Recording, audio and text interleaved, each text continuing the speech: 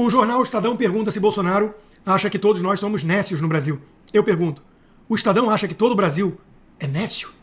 O partido de Kassab está sinalizando uma divisão sobre o perdão aos presos no dia 8 de janeiro. O vice-líder do PSD na Câmara, Reinhold Stephens, declarou apoio, então, ao requerimento de urgência para o projeto da lei da anistia, revelando uma divisão dentro do partido. Gilberto Kassab, que é o presidente nacional da legenda, evita um posicionamento público, mas defende nos bastidores que parlamentares votem conforme suas convicções. O ex-presidente Bolsonaro tem se reunido com Kassab durante visitas a São Paulo para buscar apoio do partido ao projeto.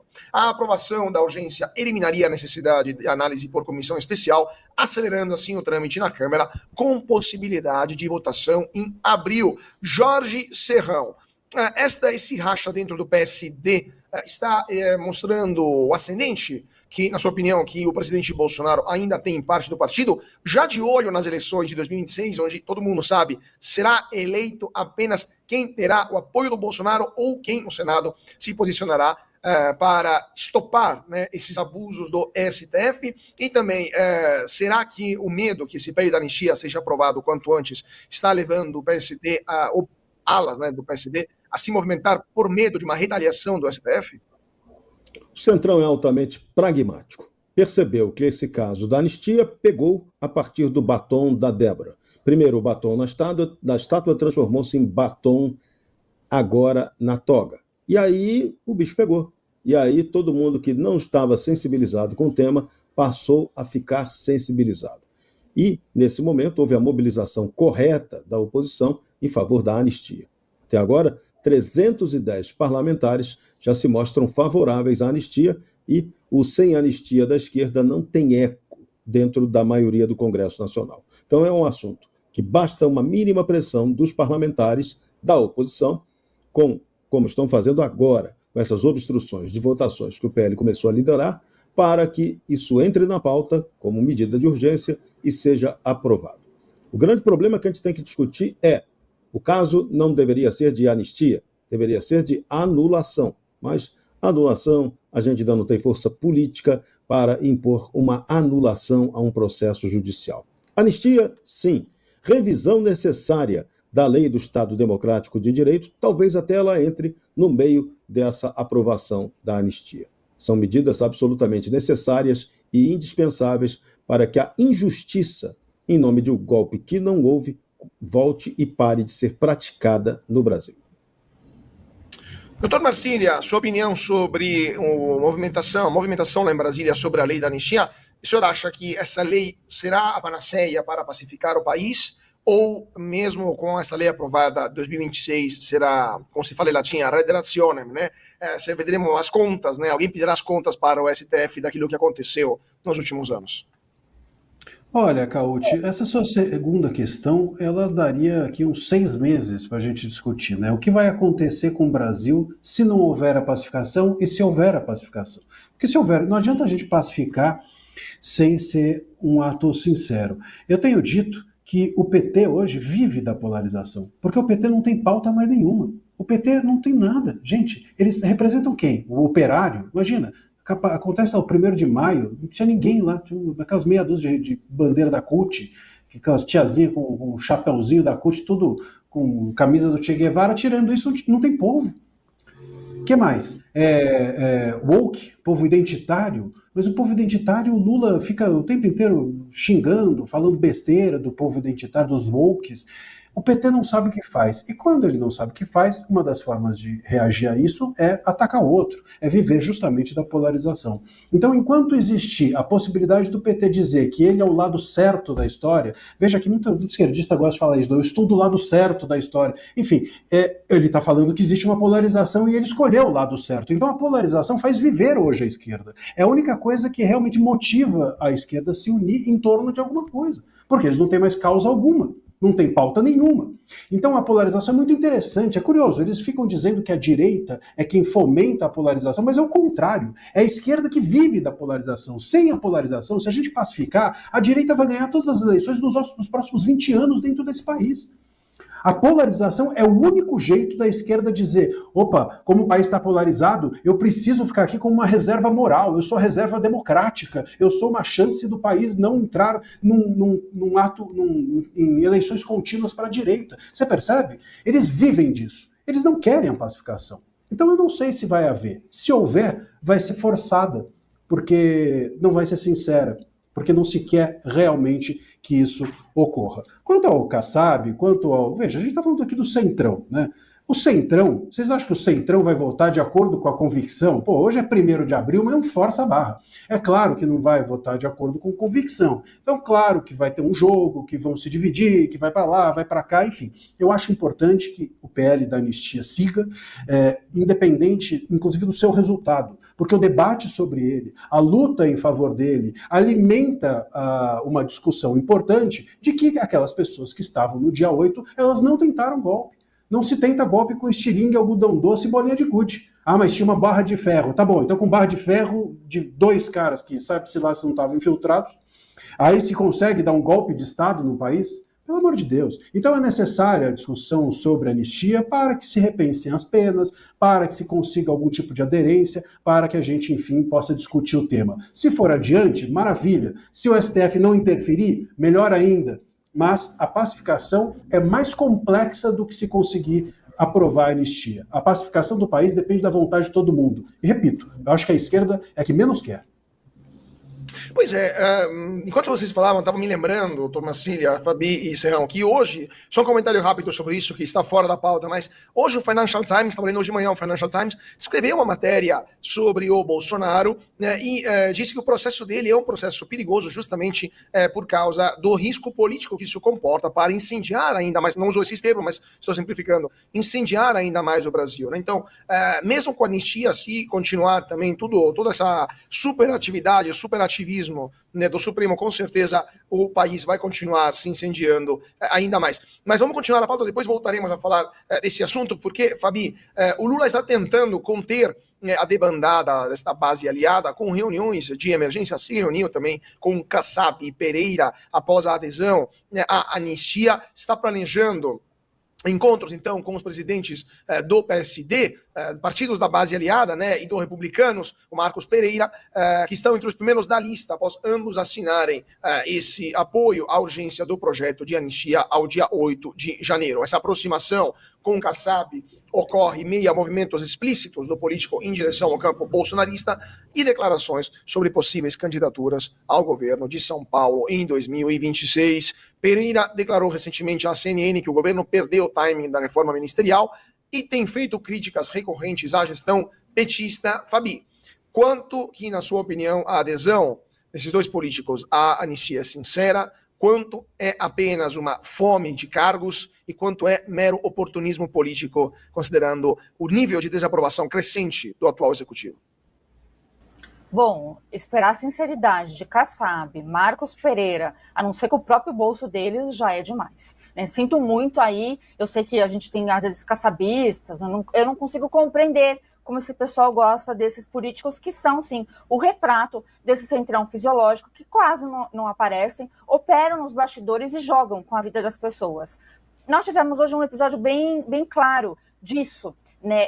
O Hugo Mota foi para a Câmara, finalmente voltou daquela viagem e já não honrou a palavra com a base toda bolsonarista. Né? Ele simplesmente passou batido ali pela imprensa e marcou reuniõezinhas também, como está falando aqui, né? Reuniõezinhas com cada base eleitoral para talvez tratar de forma secundária e privada, porque o Brasil virou isso, é tudo escondido, né? Essa moda aí de vamos manter o sigilo, que é o contrário do que a regra, né, do princípio público, que é pela publicidade. Não. A gente tem conversas de gabinetes, conversas fechadas para decidir o futuro.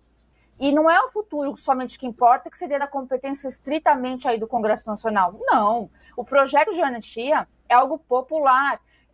Tivemos também hoje o Sóstenes Cavalcante, que é o líder do PL, representando, ficando inclusive bravo, com toda a razão. O PL fez obstrução, né, nas pautas justamente para que nem se coloque naquela comissão. A matéria já está lá, é só colocar para andar.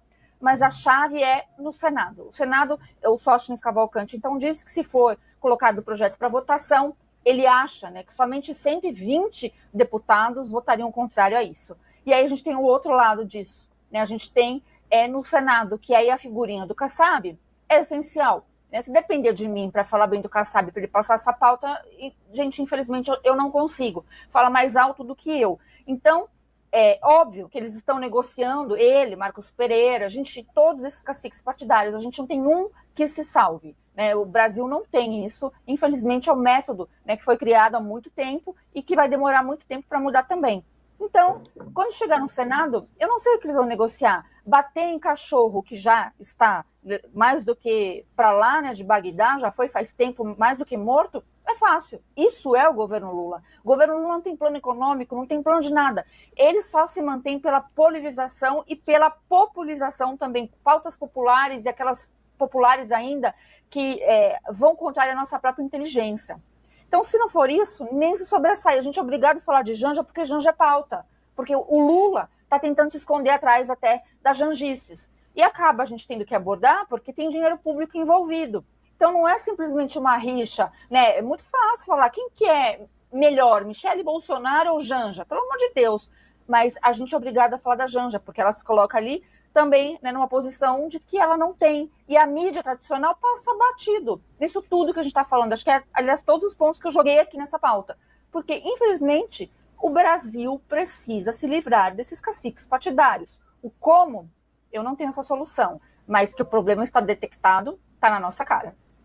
Adão trata brasileiros como nécios, segundo o Rodrigo Constantino. O Estadão está ignorando o contexto das eleições e ataca Bolsonaro. O Consta criticou nesta terça-feira o Estadão por sua bipolaridade e seus ataques a Bolsonaro, isso ignorando as eleições de 2022.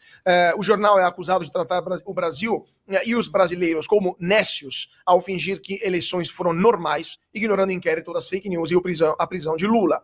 Constantino questionou, em particular, a imparcialidade do TSE, do STF, citando Barroso, lembramos, Barroso famoso pela frase "nós derrotamos o bolsonarismo", e também Consta defendeu que o Bolsonaro não aceitou as eleições por tentar provar fraude. Constantino também relembrou a proibição de reportagens sobre Lula e a perseguição na Jovem Pan. Vamos ouvir o nosso Rodrigo Constantino e depois vamos voltar aos comentários aqui no Bradock. Olá, turma. Eu quero comentar aqui o editorial do Estadão dessa terça-feira. O jornal tucano, ele costuma ser bipolar, né? É uma espécie de Dr. Jekyll e Mr. Hyde. Você nunca sabe se ele vai acordar no dia do monstro ou no dia do médico. E mesmo quando ele resolve criticar o STF, ele o faz de forma muito pontual, aceitando premissas indevidas, como, por exemplo, a origem legítima do inquérito do fim do mundo, que completou 6 anos, mas foi longe demais. Não, a origem não foi legítima, foi uma deturpação de um artigo do regimento interno que permitia ao STF investigar algum tipo de ameaça ou ataque às suas dependências. De repente, o planeta inteiro virou dependência suprema e qualquer ameaça feita nas redes sociais, o STF podia abrir um inquérito de ofício, o ex-advogado do PT, Dias Toffoli, entregar a relatoria no dedaço para o ex-tucano Alexandre de Moraes e o resto a gente conhece a história. Então, o editorial do Estadão vive aceitando essas premissas de maneira totalmente equivocada. E mesmo assim atrai o Barroso e companhia para criticar a crítica do Estadão. Né? Vocês estão sendo injustos com o STF, e o Estadão fica tentando acender vela para Deus e o diabo, né? Digamos assim. Mas nessa terça-feira, ele fez o esporte preferido do jornal, que é atacar Bolsonaro.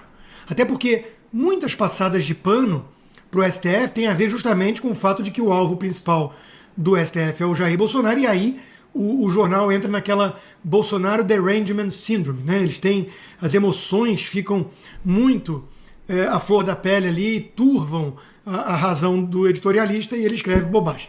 Então nessa terça-feira, ele dizia basicamente o seguinte: e não é só o Estadão, a Miri Leitão no Globo e companhia, a velha imprensa em geral, está dando a entender que o Bolsonaro se prejudica porque confessa o crime do golpe. O que Bolsonaro teria dito? Que chegou a cogitar, sim, algum tipo de intervenção, leia-se, como interpretar o artigo 142 da Constituição para restabelecer a ordem no Brasil.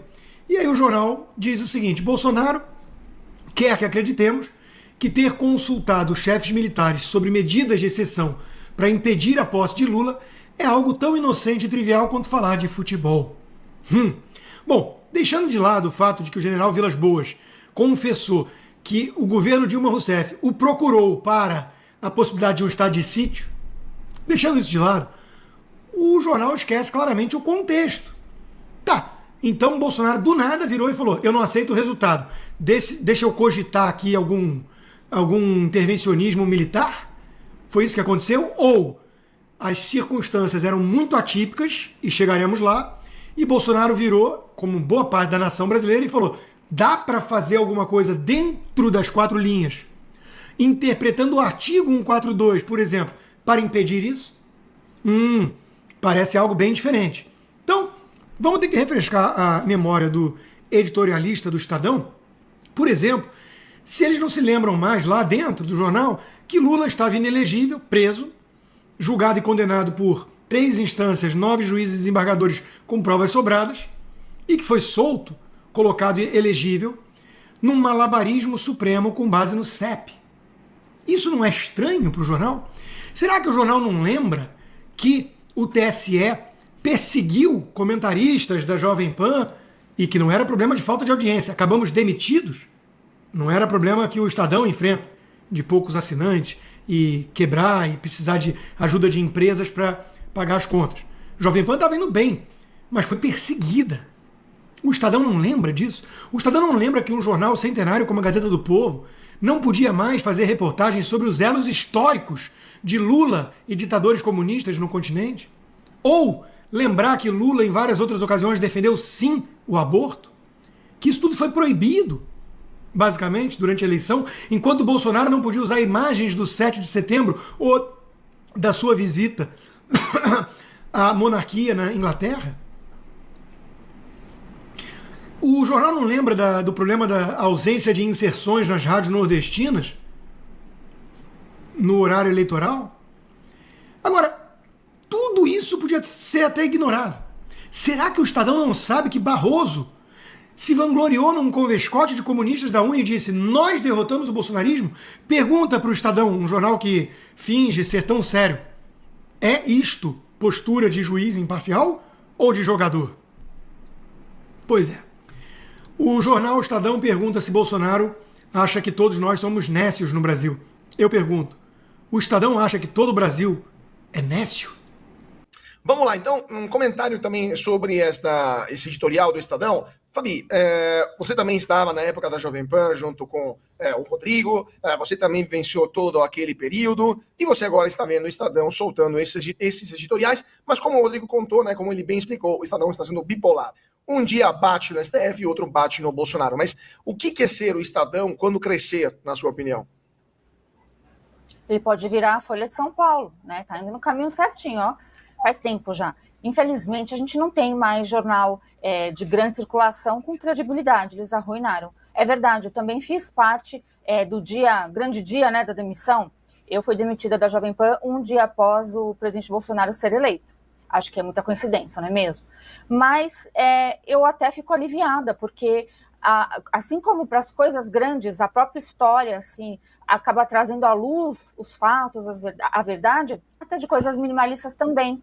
Então o Estadão foi covarde em outros momentos aqui da história recente, quando fizeram uma reportagem, se eu não me engano o nome do jornalista era alguma coisa Fux, que também catalogou, foi um grande precursor dessa perseguição política que nós estamos tendo, os blogueiros de crachá, e isso foi durante todo esse tempo. A Folha experimentou, através de seus próprios jornalistas, como que pode ser duro a ausência das liberdades mais básicas, que bate, sim, na liberdade de imprensa, porque a liberdade individual do cidadão, ela é derivada, né, do que é quase sagrado, que seria a liberdade de imprensa. Sem liberdade não tem a mínima chance. E corre-se o risco de esse isentismo, né, do Estadão, de ficar em cima do muro, aquela velha historinha, mas isso serve muito bem, né? Hoje, aliás, é um dia que a gente poderia comemorar, né, o Lula Day e também o Dia da Imprensa Nacional, porque nós realmente ficamos o tempo inteiro desmentindo. É um trabalho árduo, gente. A notícia vem torta. por todos esses portais de comunicação. O Estadão não é diferente. O Estadão está dando razões, eu não colocaria bipolaridade porque tem tratamento, né? Mas talvez a ausência de caráter de uma linha editorial é o que falta. Talvez coragem também de enfrentar e se manter numa posição que a imprensa sempre teve.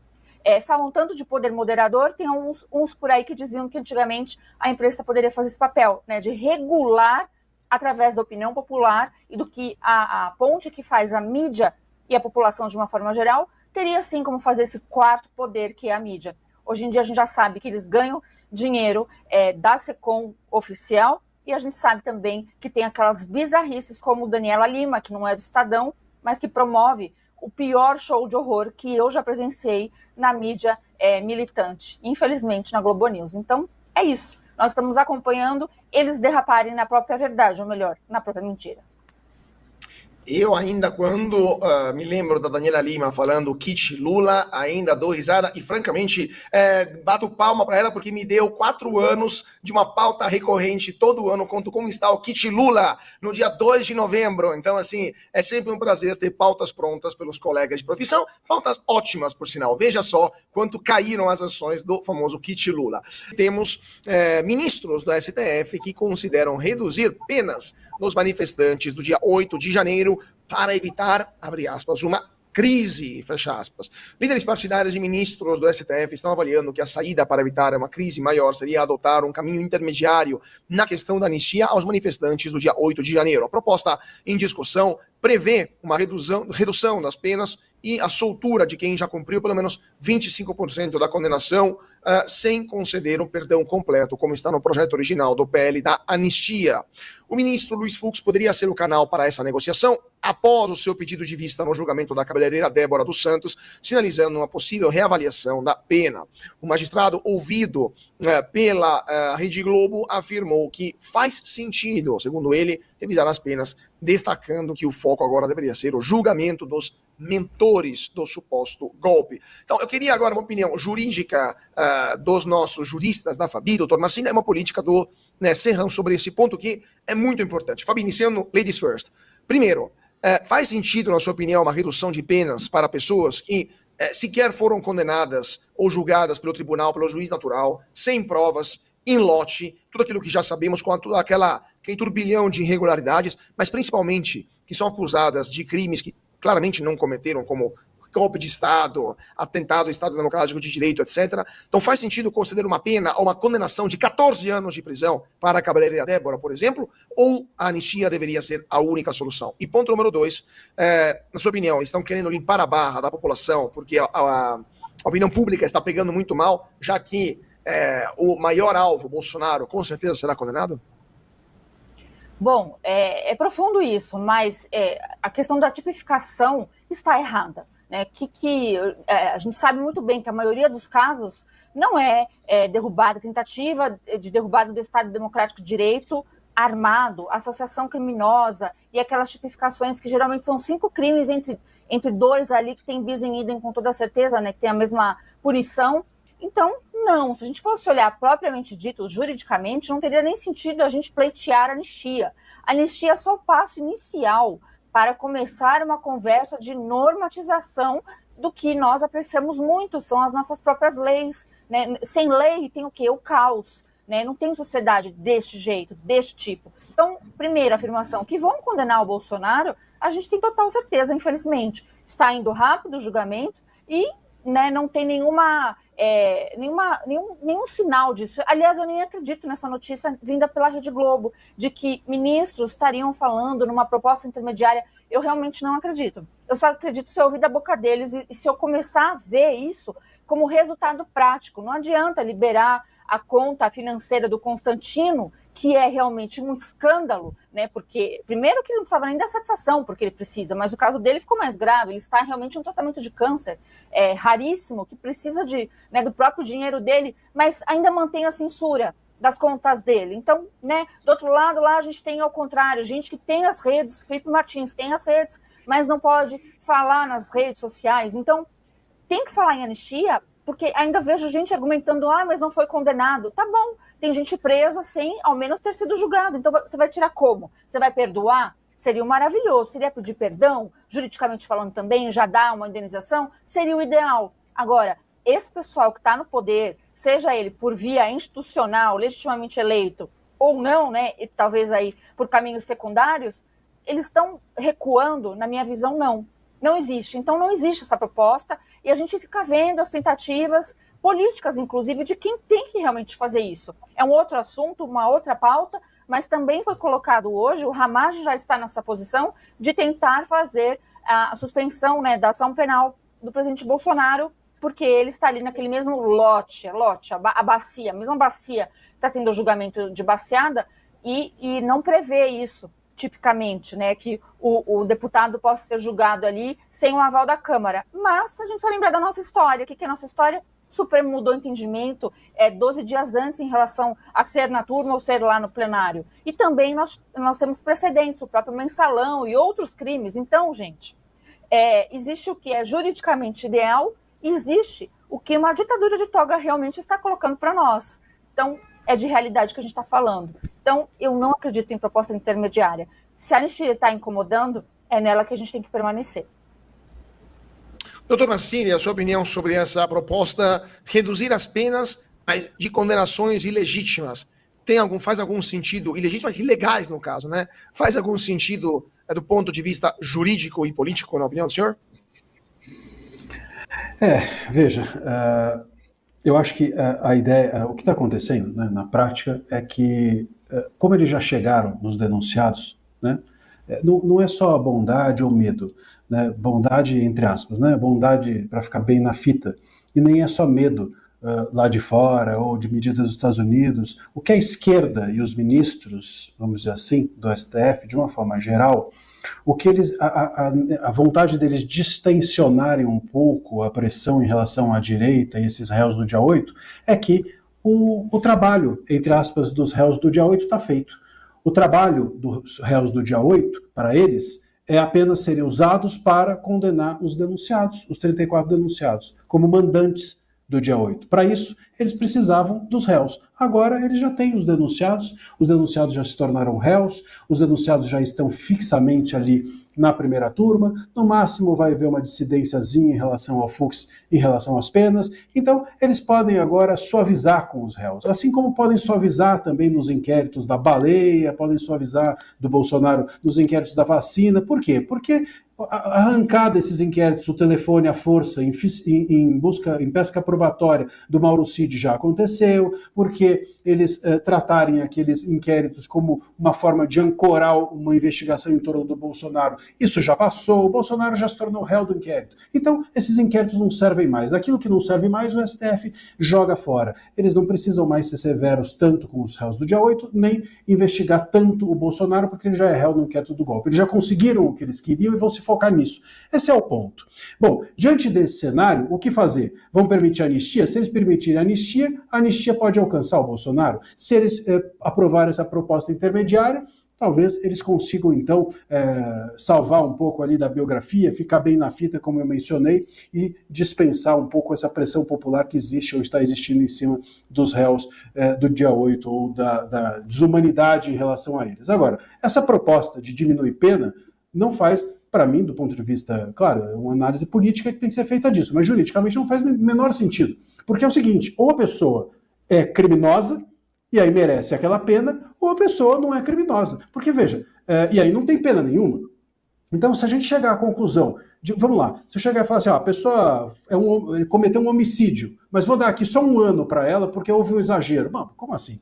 Se cometeu um homicídio, tem a pena de homicídio. Ninguém aqui está fora da pena, esse é o ponto. Se você pensar, por exemplo, que golpe de Estado tem em média 10 anos de pena, você pegar ali e enfiar mais 4 disso, 3 daquilo, dá os 14, 18. O problema aqui não é o tamanho da pena.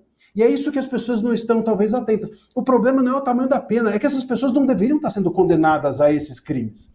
Se elas realmente tivessem cometido esses crimes, talvez essa pena fosse justa. Mas elas não cometeram, e esse é o grande ponto. Então, assim, vamos diminuir a pena, mas manter o crime? Não, eu vou... É que nem a gente estava discutindo, por exemplo, a questão lá do Otávio Mesquita. Foi ou não foi o crime, nem sei se eu posso falar aqui, senão cai a live. Mas, enfim, foi ou não foi esse crime cometido? Ah, foi, mas foi tão bobo o crime que vamos diminuir a pena e só dar 2 anos. Não, foi ou não foi, não tem isso.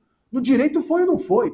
Então o que precisa se fazer é uma luta para que esses crimes sejam não mais reconhecidos, que essas pessoas sejam inocentadas, ou pelo menos que paguem apenas pelo que fizeram. Se a gente criar um monstrengo só para fazer com que os ministros do STF se saiam bem dessa história toda, a gente está entregando a corda para que nós mesmos nos enforquemos. Jorge Serrão, também queria te ouvir sobre esse assunto que é central para entender quais serão os próximos passos. Primeiro, essa proposta, inclusive, veio do ex-presidente Michel Temer, né, que falou a primeira vez durante uma entrevista sobre isso, está sendo seguida também por outros líderes políticos, mas como o doutor Marcília falou, os manifestantes do 8 de janeiro, que estão presos já há 2 anos, né, foram apenas uma massa de manobra para chegar àquilo que o próprio STF falou que chamou de mandantes, ou seja, o Bolsonaro, o Braga Neto e boa parte da direita brasileira, ou os planos do STF estão mudando por causa da forte pressão popular que nem eles aparentemente conseguem mais segurar? Também isso, mas não só. Todos os 1.000 réus do 8 de janeiro foram utilizados como laranjas para dizer a seguinte mensagem: nunca mais ousem protestar contra o sistema de poder no Brasil, principalmente em Brasília. Todos vocês serão punidos exemplarmente. E o tribunal de exceção para isso será o Supremo Tribunal Federal, que foi uma das vítimas da depredação. É isso. Claramente, tem que deixar claro também, não houve tentativa de golpe de Estado para a tomada do poder. Houve depredação de prédios. É isso. E muita gente que foi condenada ali não necessariamente o foi porque promoveu a depredação dos prédios. Então, existe ali uma flagrante injustiça. Até agora, 480 condenados, mais 500 com previsão de condenação, e entram as cerejinhas do bolo, que são os 33, Bolsonaro e mais 32 que estão ali listados para serem punidos como os organizadores do tal golpe que eu, repito, insistirei todo dia, não aconteceu. Então, esse é um enredo terrível a que estamos assistindo. Então, aquelas condenações, elas são absolutamente legais. É tudo feito dentro da lei, mas da lei interpretada como o Supremo deseja que ela seja interpretada. A lei que foi aprovada pelo Congresso Nacional e que foi sancionada numa mancada jurídica do governo Bolsonaro, a tal lei do Estado Democrático de Direito que substituiu a Lei de Segurança Nacional. Então, erros políticos geram erros políticos ainda maiores. E, no caso brasileiro, estão produzindo injustiças insuperáveis. Uma anistia ou uma anulação de tudo isso que está acontecendo será incapaz de reparar toda a desgraça feita até agora. Pode ser que você consiga ter aí uma certa sinalização de uma pacificação que também não será possível porque a esquerda não quer. Ela depende dessa polarização. Então, vai ser difícil você ter uma pacificação. Mas justiça, nessa história toda, também será missão para o Tom Cruise. Missão impossível.